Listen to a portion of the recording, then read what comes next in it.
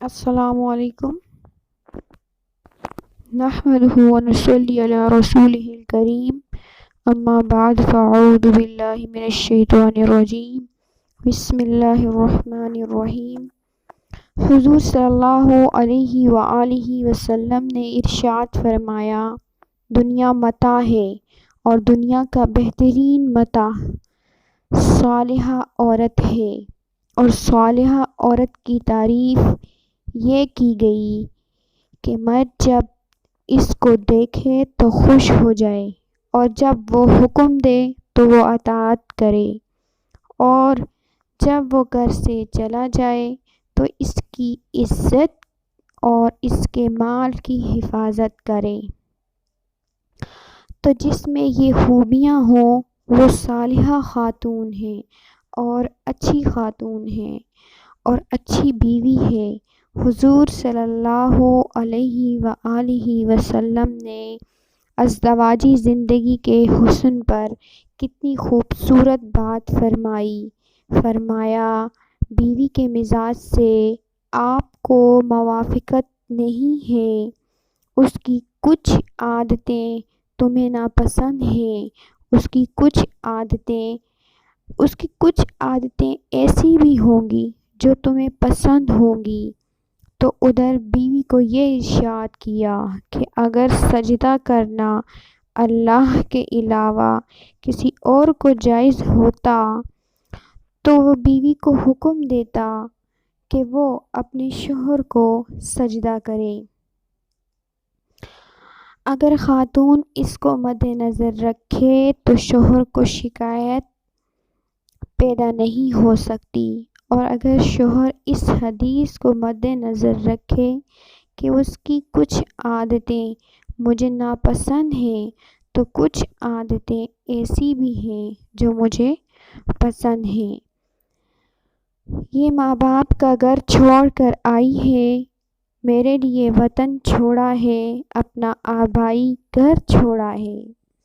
بہن بھائی کو چھوڑ کر میرے لیے وقف ہو گئی، تو یہ چیزیں یقیناً مرد کے لیے اس عورت کی محبت کو پیدا کرنے کے لیے کافی ہے۔ طلاق دینا اگرچہ مرد کا شرعی حق ہے، طلاق دینا اگرچہ مرد کا شرعی حق ہے، اگر نکاح نہ ہوتا ہو تو طلاق دینا ناگزیر ہو جائے تو طلاق دینی ہی پڑتی ہے، لیکن اس کے باوجود اگر کوئی شخص اپنی بیوی کو برداشت کرتا رہے تو قیامت کے دن اپنے رب کی رحمتوں کا حقدار ہوگا۔ جائز کاموں میں جو سب سے ناپسندیدہ عمل ہے وہ طلاق ہے، اور جب کوئی شخص طلاق دیتا ہے تو اللہ کا عرش بھی ہلنے لگتا ہے۔ امرأۃ مردودہ اس عورت کو کہتے ہیں جس کے شوہر نے اس کو طلاق دے دی ہو اور وہ اس قابل نہیں ہے کہ اس کا دوبارہ نکاح ہو سکے، پہلے ہی بڑی مشکل سے نکاح ہوا تھا، بدصورت تھی، جہیز نہ لا سکی تھی،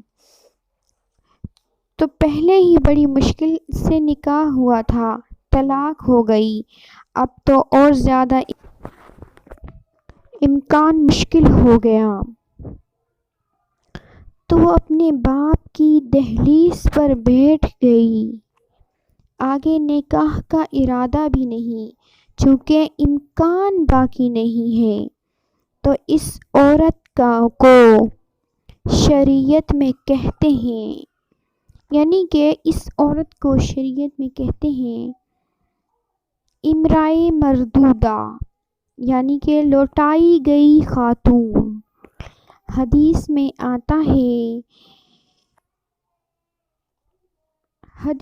آتا ہے کہ کل اس خاتون کے باپ کو اس کے گناہ کی وجہ سے جہنم کا حکم ہوگا، تو یہ جہنم اور اپنے باپ کے درمیان آڑ بن کے کھڑی ہو جائے گی اور رب سے بحث کرے گی کہ میرے مالک کہ تو نے مجھے نہ عقل دی اور نہ تو نے مجھے شکل دی، سسرال نے تو قبول نہ کیا اور خاوند نے دھتکار دیا، یہ ایک بوڑھا باپ ہی تھا جو مزدوریاں کر کر کے میرا پیٹ پالتا رہا،